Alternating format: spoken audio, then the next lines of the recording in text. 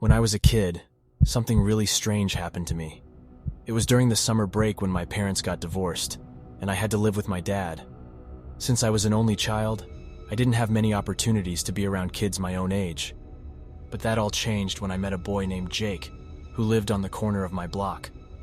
One sunny afternoon, as I was riding my bike, I noticed Jake standing near a basketball hoop in his driveway. He waved at me, and strangely enough, he invited me to join him. I was a bit hesitant at first, but I thought, why not? So I parked my bike and joined him for a game of hoops. Little did I know that this encounter would lead to a series of creepy and unsettling events. Jake was older than me. He was 16, and I was only 12. But we quickly became friends and discovered that we both lived with our dads. It felt nice to have someone to hang out with, so I gave him my phone number, and we started spending more time together. Sometimes he would come over to my place and we would play video games and have fun. But things took a strange turn soon after.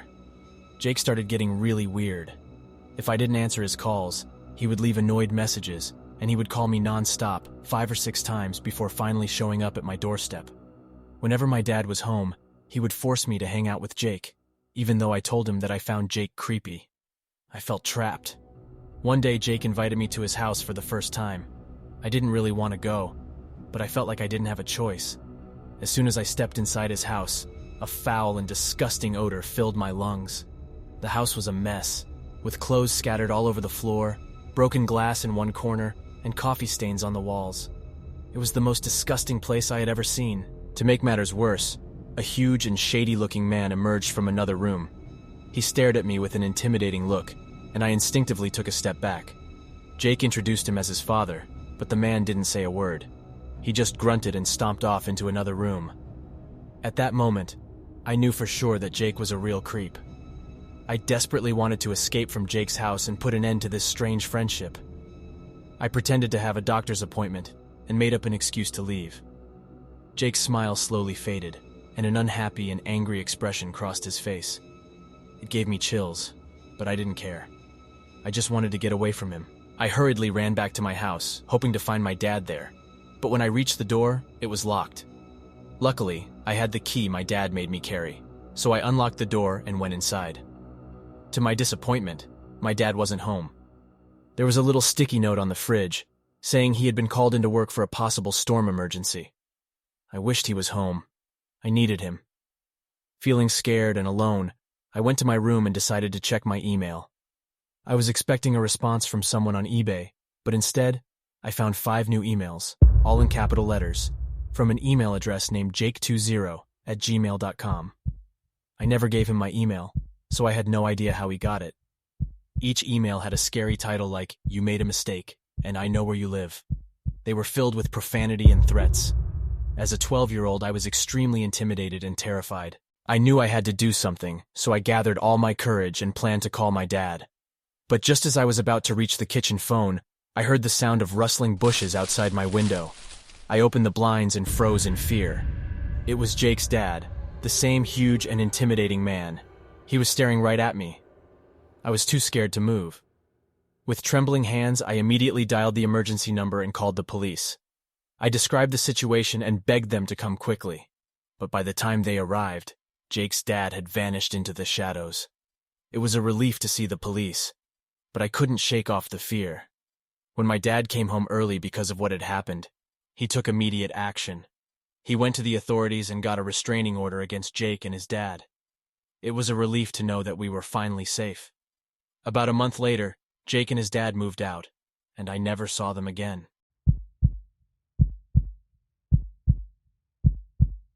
I moved into a peculiar house. It had been rented out by my aunt and uncle for many years, but when they built a new place, they offered it to me. Excitedly, I packed my bags and embarked on a new adventure. For a few months, I enjoyed the solitude of my new home. It was cozy, with 2 bedrooms and a small office in the garage. But then, a friend from work asked if I wanted a roommate. After thinking about it for a few days, I decided to let him move in. We became housemates, sharing the space and the occasional laughter. His name is Simon, and he prefers having his own freedom. Since the bedrooms were right next to each other, he moved his belongings into the office in the garage. It was a cool setup. But there was one small problem. The office didn't have a bathroom or a kitchen. So, Simon had to use the facilities inside the house, which was never a big issue since we had different work schedules. One fateful night, I went to my girlfriend's house for a lovely dinner. When I returned, I craved a refreshing six-pack of beer that I had bought the previous night. But to my dismay, when I opened the fridge, the beer was gone. I assumed Simon must have drunk it without asking, and anger blinded me. In a fit of rage, I stormed into the garage and slammed open his bedroom door. He was fast asleep, rolling over in confusion as I yelled at him for taking my beer. He groggily denied it, rubbing the sleep from his eyes. Knowing him well, I could tell he was telling the truth. My heart sank as I realized someone had stolen our beer, but it was a minor annoyance compared to what was to come. Feeling uneasy, we decided to go back inside the house and ensure everything was as it should be. The TV was still there, all the furniture in place, and it seemed like nothing was amiss. That was until I entered my bedroom and discovered that my prized $2,000 laptop was missing. Panic gripped my heart as we desperately searched high and low for the beer and the laptop. We even entertained the possibility that we had misplaced them in our frustration.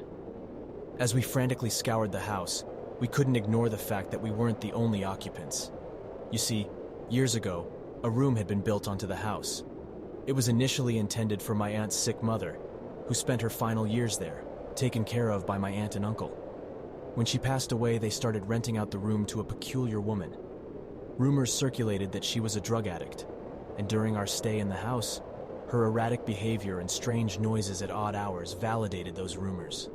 To our surprise, several months after we moved in, the woman's brother arrived. It struck us as odd because her place was a one-bedroom suite, yet he seemed to stay there as well. Whenever I arrived home and tried to strike up a conversation with him while he sat smoking, he would simply stare right through me, refusing to acknowledge my presence. He was even stranger than his sister, and his behavior left us feeling unsettled. One night, while we were still on our quest to find the burglar, we noticed something peculiar. Out in the garage, near the door, we discovered footprints in the snow. Bare footprints. They led from the strange sibling suite door to our garage. Putting two and two together, we pounded on their door, letting them know we were onto them.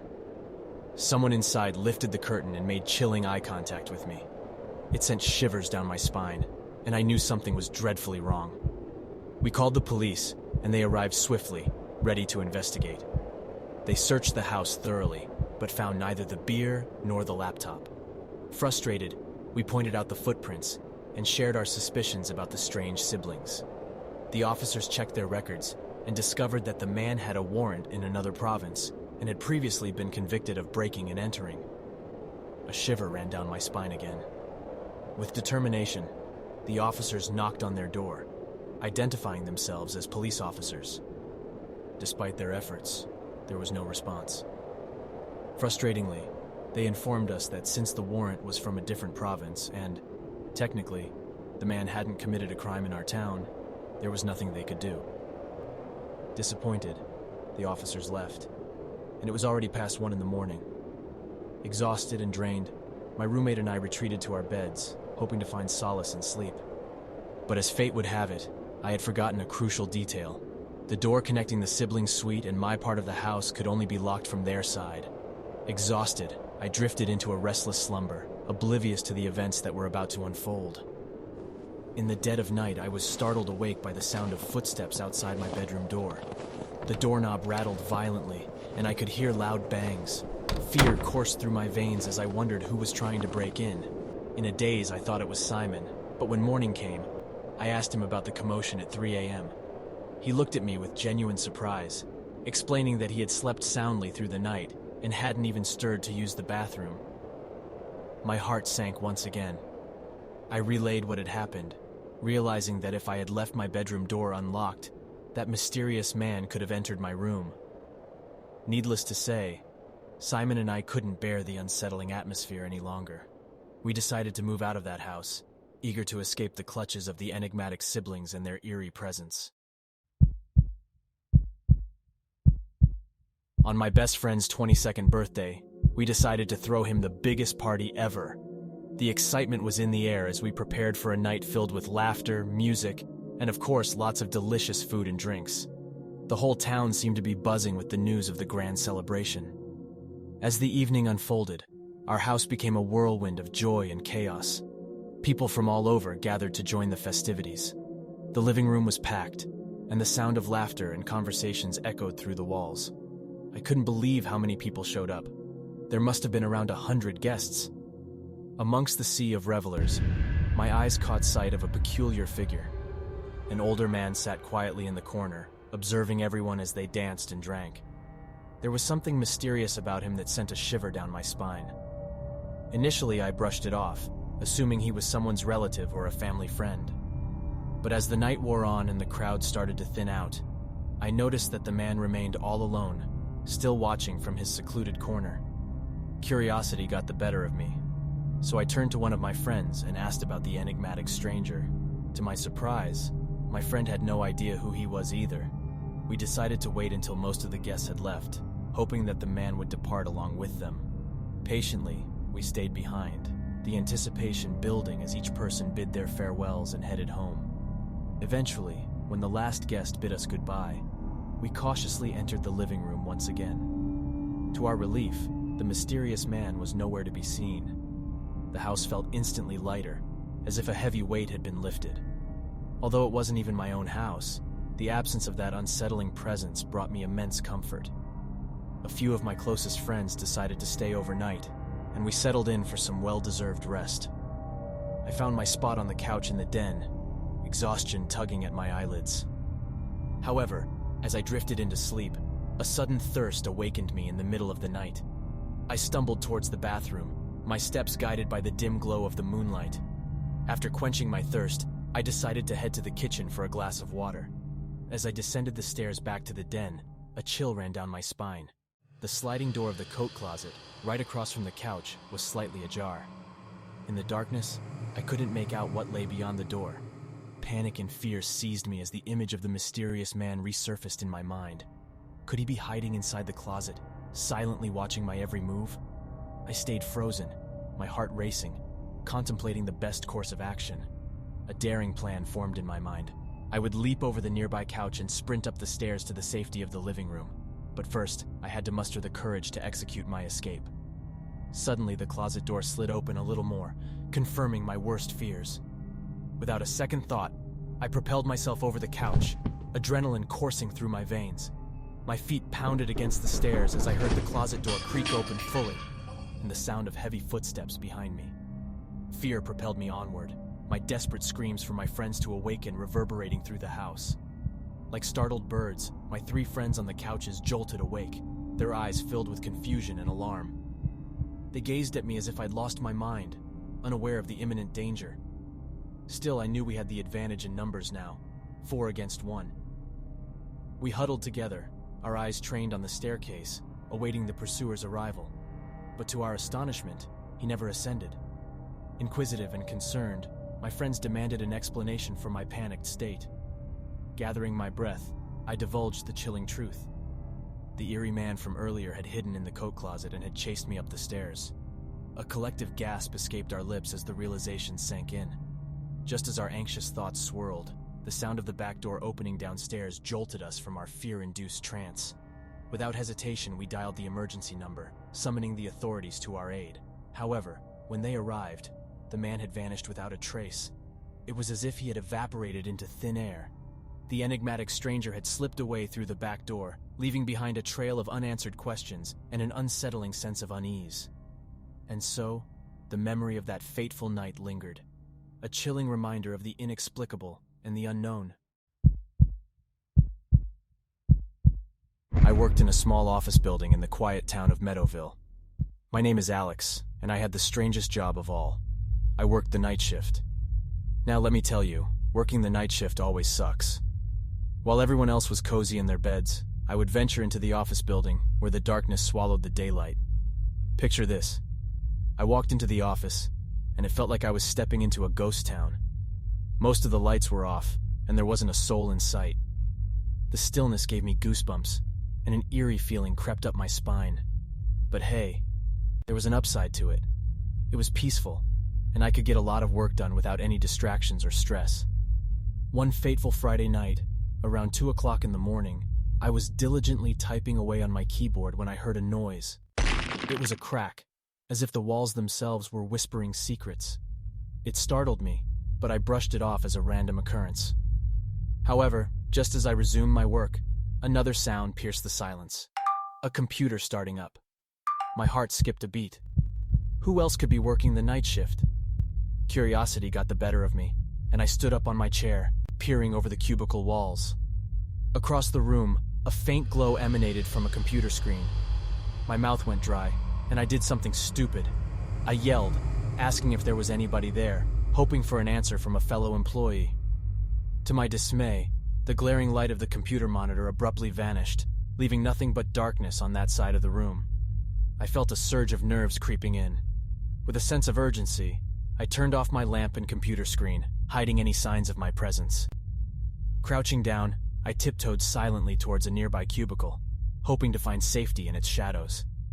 An eerie silence enveloped the room, and I waited anxiously for something to happen, not knowing how much time had passed. Finally, I mustered the courage to believe that the coast was clear. With cautious steps, I tiptoed past all the cubicles, heading towards the exit door that led to the stairs and elevators. As I reached the opening near the exit door, a chill ran down my spine. My fearful suspicion was confirmed. There, crouched down behind a potted plant in the corner of the room, was a man dressed entirely in black. My heart sank as our eyes met, but it seemed he hadn't noticed my awareness of his presence. With a racing heart, I turned back to the stairway door, knowing I couldn't wait for the elevator. Quickly, I opened the door and closed it silently behind me. I descended the stairs, taking them 2 steps at a time, desperately trying to put as much distance as possible between myself and the mysterious intruder. But as I hurried down, I heard the door above me slam open aggressively, followed by manic echoing footsteps, growing louder and faster with each passing moment. Fear propelled me forward, pushing my legs to run faster. Finally, I reached the first floor, burst through the lobby, and stumbled out the front door, gasping for breath. Miraculously, whoever was in the building didn't follow me into the night. In a panic, I dialed the emergency number and called the police, sharing my harrowing experience with them. I also contacted one of my bosses, who assured me that no one else was scheduled to work that night. When the police arrived, they thoroughly searched the entire building from top to bottom. However, to their bewilderment, there was no sign of the mysterious man in black. I couldn't provide any additional details about him, except for his dark attire. Even though the building was declared safe, I couldn't shake off the lingering fear that the night shift brought. My boss, understanding my distress, allowed me to lock all possible entrances to the floor during my shifts, including the elevators. However, despite the added security measures, I still felt uncomfortable working in the darkness. Since that frightening night, I've been doing the day shifts. I lived in a cozy house with my family in a small town. It was just a few months ago when something really weird happened to me. You see, I had this electrical outlet under my bed where I used to charge my phone every night. My phone would rest on the ledge above my bed, acting as my trusty alarm clock. But one Monday night in February, things took a strange turn. I woke up to the sound of my alarm clock blasting, even though it was still dark outside. Confused, I glanced at my actual alarm clock on my desk and saw that it was 4 o'clock in the morning. I couldn't understand how this happened. Did I accidentally set a new alarm? The title of the alarm was down, so I quickly unset it and went back to sleep, trying not to overthink it. The following night, the same eerie thing occurred. I was abruptly awakened by the blaring sound of my phone's alarm clock at 3 o'clock in the morning. This time, the alarm title read, "Beneath." There was no way I had set that alarm. I immediately suspected my mischievous brother of playing a prank on me. So the next morning, I complained to my dad, asking him to tell my brother to stop messing with my alarm clock. It was disrupting my precious sleep on school nights. To my surprise, my brother swore on his life that he hadn't touched it. Deep down, I kind of believed him. That night, I decided to take matters into my own hands. I set a password for my phone and wrote it on a sticky note just to be safe. I hid the sticky note on the wall behind my bed, ensuring that no extra alarms were set. The only alarm I had was for 8 a.m. I finally fell asleep, hoping for a peaceful night. But once again, I was rudely awakened by the blaring alarm clock in pitch darkness. This time it was 2 a.m., and the alarm was titled The. My heart started pounding. Something was seriously wrong with my phone. I became certain that someone was hacking into it. Feeling unsettled, I decided to leave my phone untouched for the entire day, hoping that whoever was behind this strange occurrence would forget about it. That night, I resorted to using my old-fashioned alarm clock on my desk. I set it for 8 a.m. and tried to calm my racing thoughts as I drifted off to sleep. But when I woke up, it was once again dark in my room. Confused, I tried to check the time on my alarm clock, only to realize that it was off. Panic set in as I fumbled to find my phone. It had been moved to the ledge above my bed, and the alarm clock sound was no longer the cheerful marimba. Instead, it was a distorted, bone-chilling scream. I quickly turned off the alarm, which was now titled Bed. It was 1 o'clock in the morning, and I lay there completely clueless and terrified.